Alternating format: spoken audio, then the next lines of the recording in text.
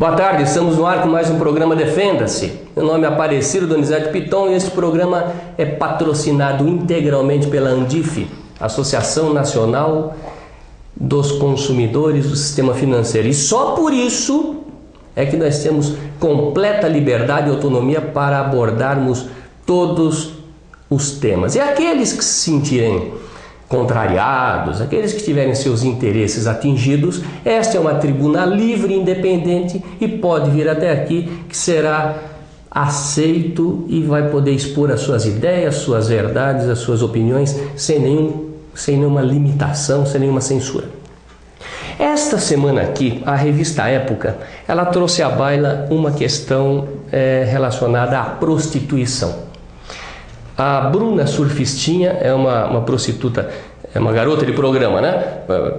Porque fala que prostituta já fica feia. É garota de programa que começou a sair muito na mídia. Ela tinha um blog, de repente ela lançou um livro, é um best-seller, já vendeu cerca de 80 mil exemplares.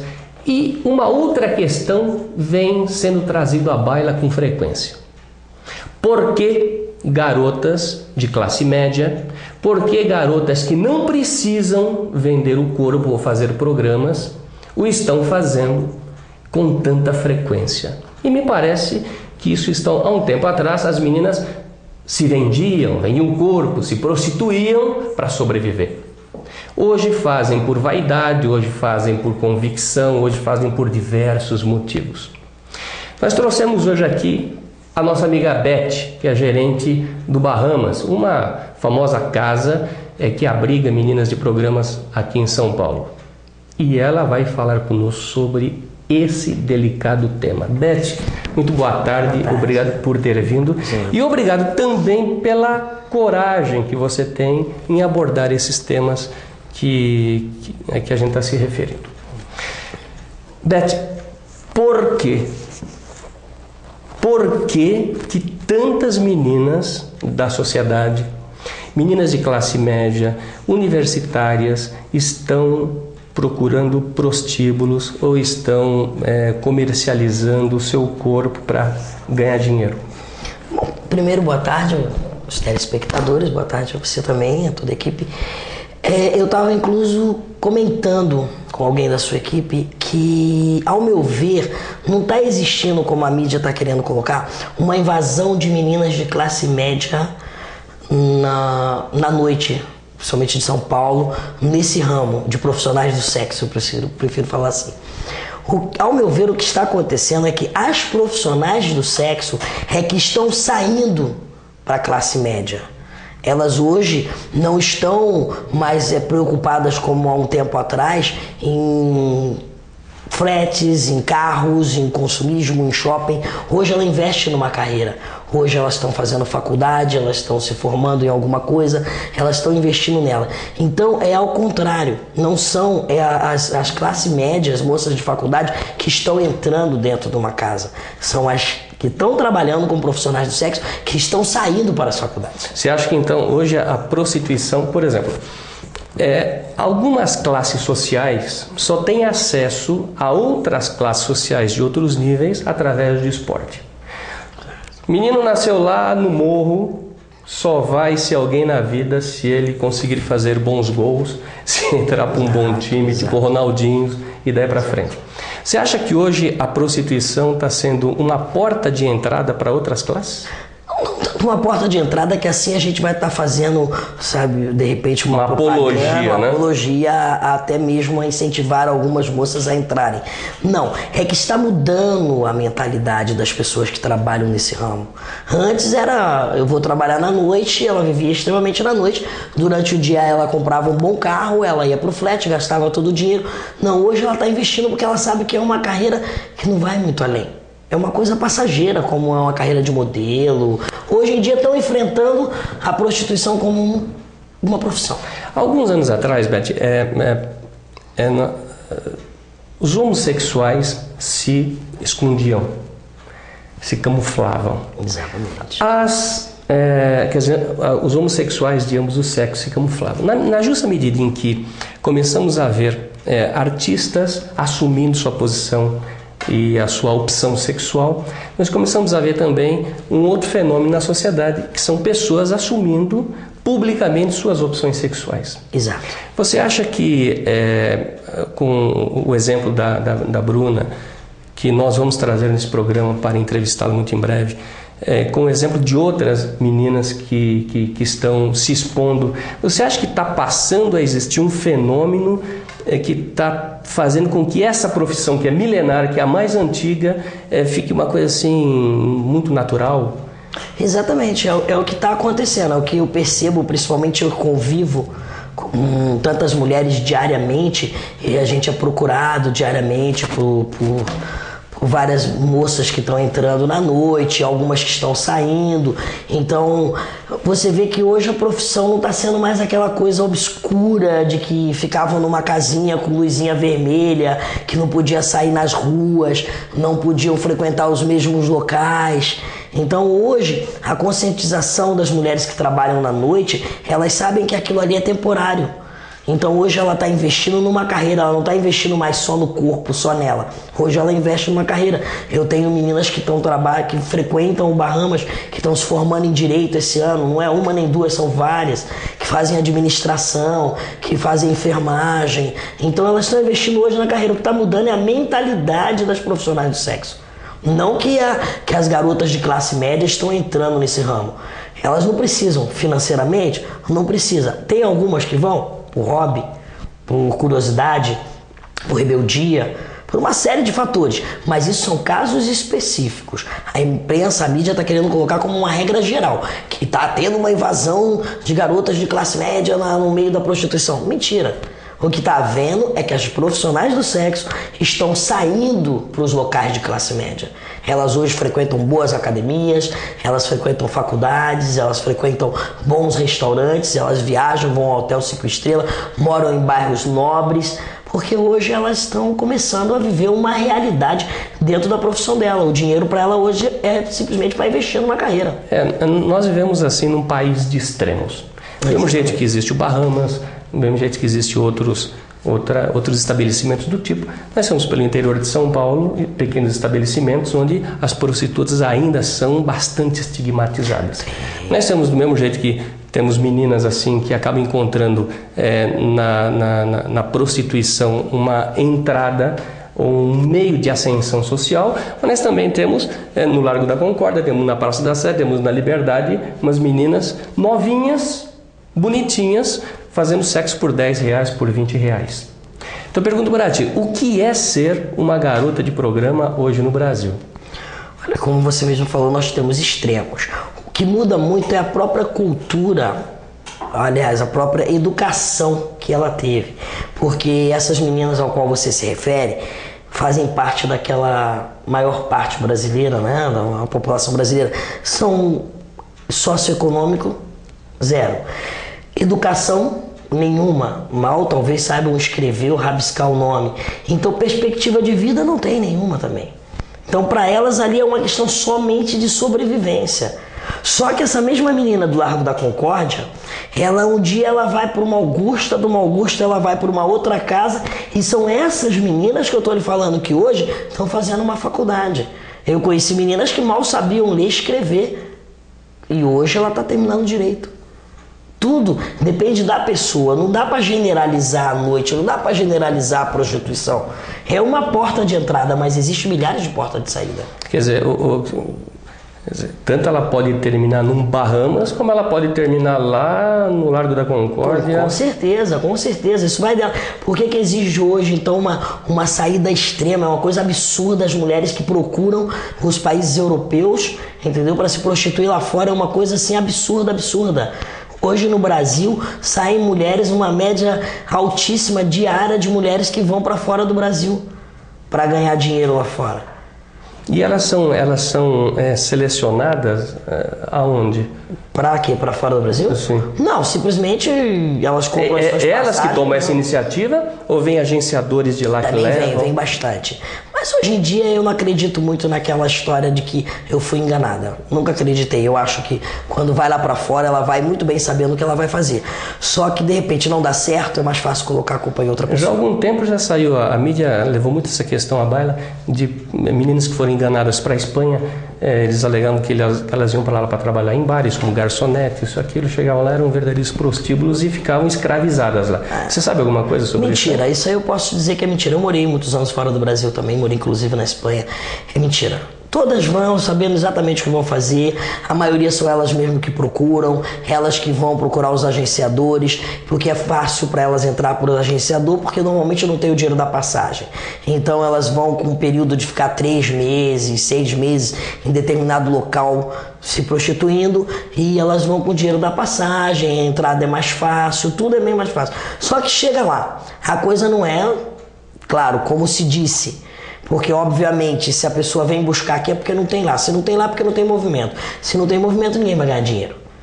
Porque se um lugar realmente tem movimento, digamos assim, de noite, se você tem um estabelecimento que tem movimento, você não precisa procurar cliente. Se você tem que procurar é porque você não tem movimento. Mas parece que eles vêm atrás de matéria-prima, não é de cliente? Não, exatamente. Mas se ele não tem matéria-prima é porque ele não tem cliente. Porque se ele tivesse cliente, ele teria muita matéria-prima na Por exemplo, na Espanha. Você já viveu na Espanha? Já vi.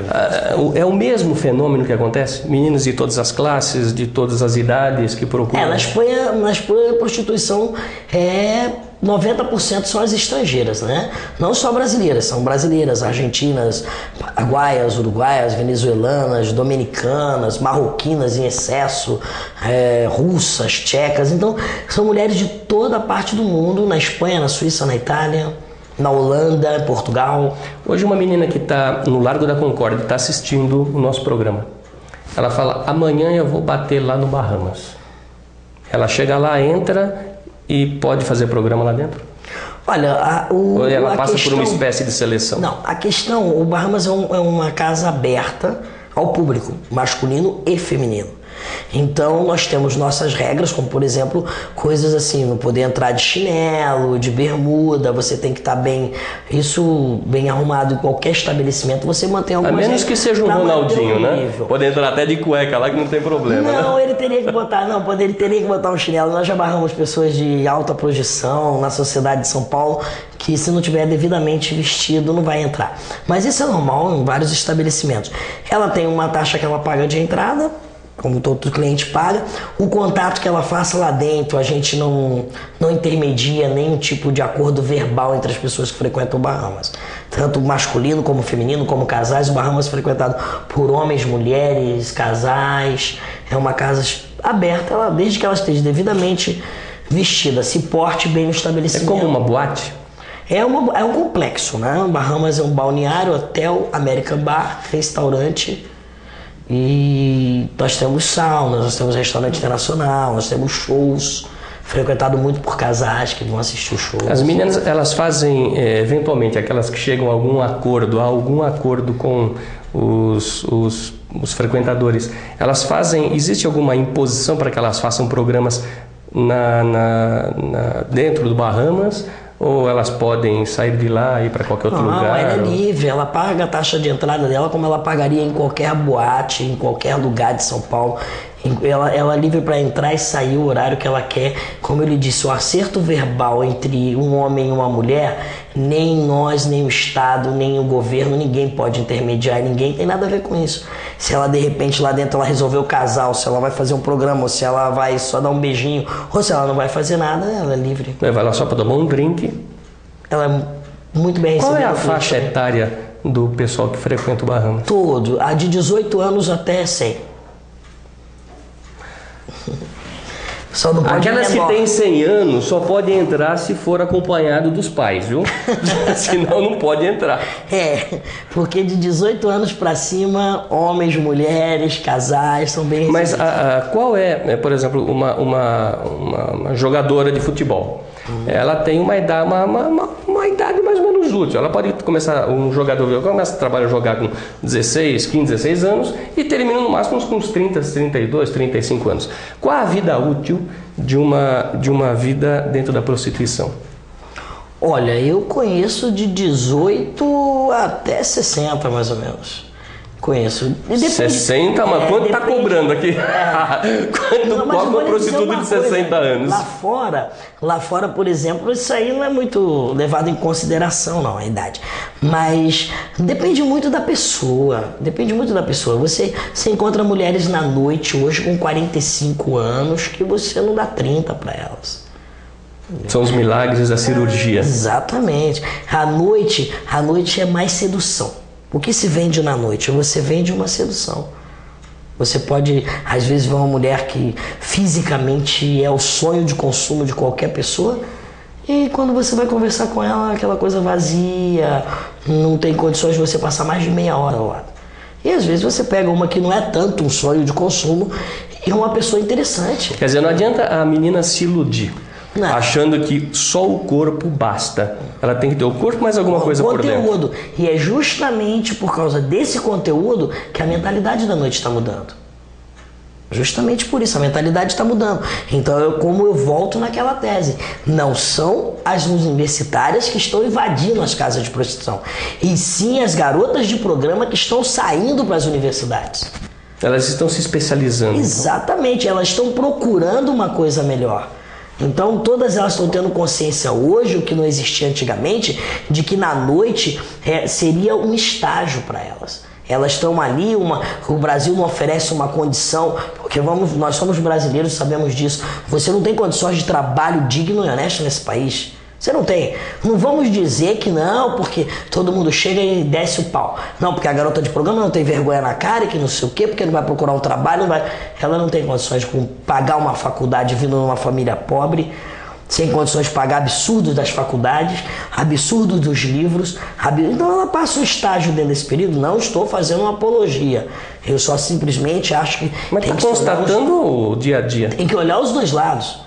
É fácil, eu já fui em vários programas de televisão, em que as pessoas, eu tive em programas em que, inclusive, no ar mesmo, até me agrediram verbalmente de várias formas, dizendo que era falta de vergonha na cara, dizendo que tinha que procurar o que fazer, mas a coisa não funciona assim. Você acha que num país como o nosso, onde nós vivemos assim, num país onde 48%, como costumo dizer, 68% da população vive na linha da miséria, ganhando até no máximo 2 salários. São dados do IBGE de 2 anos atrás. E com essa concentração de rendas progressiva que nós temos no Brasil, é bem provável que hoje esse 68% já tenha evoluído para 72%, só que obviamente o IBGE, como sendo um órgão governamental, o órgão oficial, ele não vai colocar isso daí para a nossa população. Se possível, ele vai falar que caiu de 68% para 50%, é bem provável.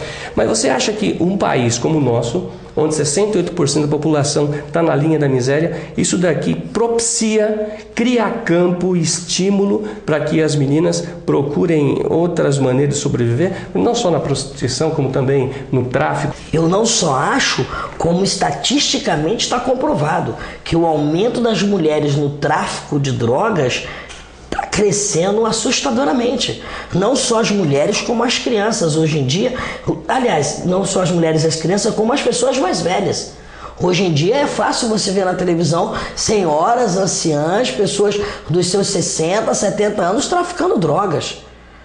É a necessidade, a gente não pode se iludir que o Brasil é um país maravilhoso, um país de opções, um país que te dá oportunidades, porque o Brasil não dá oportunidade. Ele é um Brasil maravilhoso para alguns, né? Você passear, né? Para você passear é muito bom. Agora, na prática, o governo não é só o governo, é a própria sociedade. A gente fala muito de governo, mas a responsabilidade é social, é de cada um. Não é só o governo, é muito fácil sentar e falar que o presidente ou o governador... Não, é a responsabilidade social. Você hoje não oferece um trabalho digno, você quer só explorar as pessoas que trabalham com você. Nos contatos que você tem com essas meninas, quantas delas deixariam de ter entrado na prostituição se eventualmente tivessem encontrado um emprego ou se tivessem encontrado meios de atender a sua sede de consumo já logo na adolescência e daí para frente? Todas. Discutivelmente todas que eu converso. Eu estou há 24 anos na noite de São Paulo, eu tenho 19 anos no Bahamas e lhe digo, convivo com 250 mulheres diariamente, conheço mais de 100 mil mulheres, todas, indiscutivelmente, todas. Nenhuma estaria fazendo isso. Eu sempre costumo dizer que existem 2 tipos de prostitutas. Existe aquela que é uma prostituta, mas não precisa vender o seu corpo para sobreviver. Então ela é uma prostituta que tem um marido para sustentar, ela é uma prostituta, mas dispõe de recursos financeiros para sobreviver. Existe aquela outra prostituta que tem que vender o seu corpo, tem que, enfim, negociar os seus recursos para poder sobreviver. E eu já encontrei muitas prostitutas em vários programas que nós já fizemos e alguns trabalhos sociais que nós já fizemos, que são prostitutas que vendem o seu corpo, mas aninham dentro de si a esperança de um dia ter um lar, um dia ter filhos, um dia ter um marido, um dia ter uma família para se dedicar. E eu já encontrei também muitas pessoas da sociedade, muitas pessoas que têm família, que têm filhos nesse negócio, mas são verdadeiras prostitutas. Você já viveu esse tipo de realidade? Olha, Tom, eu dei uma entrevista há um tempo atrás para uma grande revista de circulação nacional que teve um tema que foi abordado pela mídia, que era a invasão das garotas de programa nos lugares das patricinhas. Então perguntaram qual era a diferença para mim, qual a diferença que eu achava entre a patricinha e a garota de programa. Fui até muito acusada, fui muito recriminada pela entrevista. Eu volto a repetir a minha posição. Eu falei que a diferença entre a patricinha e a garota de programa é só o tempo. Porque a garota de programa cobra na hora. A patricinha investe para cobrar depois. Então ela investe num bom namorado, um cara que tenha uma boa situação financeira. Ela não gosta, mas ela quer um bom shopping, ela quer um bom carro, ela quer um bom apartamento, ela quer continuar vivendo todos os glamoures da vida que ela tem de luxo. Então ela investe no tempo. E a garota de programa não. Eu quero agora, eu vou lá, cobro de você e recebo já. Então eu fui recriminada por isso aí. É o que eu digo pra você. Se a mulher é casada, ela tem um bom marido, ela tem uma boa situação financeira, mas ela não gosta e ela simplesmente se violenta todas as noites, porque se prostituir é uma coisa, se violentar é outra. A garota de programa, ela vai lá e se prostitui por 1 hora. E uma mulher que não gosta do companheiro que ela tem, ela o suporta por uma situação financeira, ela se violenta todas as noites. Você conhece meninas da noite que não gostam da profissão que abraçaram? Vão para a cama constrangidas, vão para a cama contra a vontade, mas vão porque precisam ganhar dinheiro? Acho que 99,9%. Existe algumas horas... Você não conhece nenhuma prostituta que fala, eu sou prostituta por prazer. Eu vou pra cama porque eu gosto. Eu nem preciso do dinheiro, mas eu vou porque eu gosto de dar. Você conhece alguma assim? Em 24 anos até hoje, não. Pode ser que amanhã apareça uma, mas até hoje, nenhuma. Até hoje, nenhuma. Vão por necessidade. Por necessidade. Por necessidade de criar os filhos, muitas, né? Por necessidade de manter o seu nível de vida, por investir numa outra carreira, investir num outro futuro, por uma família. Porque é muito fácil a gente recriminar os profissionais do sexo, mas é difícil a vida que elas levam, não é fácil. E dentro dessas profissionais, existem aquelas que arrumam um marido, existem aquelas que arrumam companheiros ao longo da sua vida? Muitas, muitas. E deixam completamente a Deixam, vida? E eu costumo dizer o seguinte, que se uma garota da noite, ela realmente deixa de ir pra noite, porque ela vai se unir a um cara, ela vai casar, ela vai manter, vai constituir uma família, porque ela realmente gosta. Porque financeiramente ela não precisa. Não precisa. E muitas vezes ela se une a um cara muito inferior a ela financeiramente. Ela arrumou um emprego, vai trabalhar e os dois batalham. Se ela deixou a noite é porque ela realmente gosta. Ela não deixou porque ela quer fazer uma média ou porque ela deixou financeiramente. Tem o caso, claro, de muitas que a pessoa chega, se namora, se encanta, se apaixona, tira da noite, bota, mantém, sustenta, dá de tudo, ela sai. Mas eu tô dizendo, aquela que sai por prazer, aquela que sai pra constituir uma família, ela sai porque ela quer. E quantas saem e é uma voltam? média bem alta. Que sai e volta. Ou volta porque se desencantou com a vida de família, ou porque se desencantou com o namorado, ou porque se desencantou com o marido, ou porque apertou a situação financeira. Digamos uma média de 50%. 50% volta. Quer dizer, entrou nessa vida... A gente tem até uma média de tempo, né? Normalmente de 2 a 5 anos ela retorna. Beth, Acho que volta, né? olha, tem muitas pessoas que estão nos assistindo e muitas meninas que estão nessa dúvida. Vou ser uma prostituta ou não? Não consigo arrumar emprego? Vou para essa vida ou não vou? Enfim, você tem 1 minuto para falar com elas. O que você diria para uma menina que está pensando em entrar ou que está pensando em sair? Olha, é uma situação bem complicada, porque nós podemos de todas as formas ser imorais, mas nós não somos ilegais. Existe muita ilegalidade nesse país.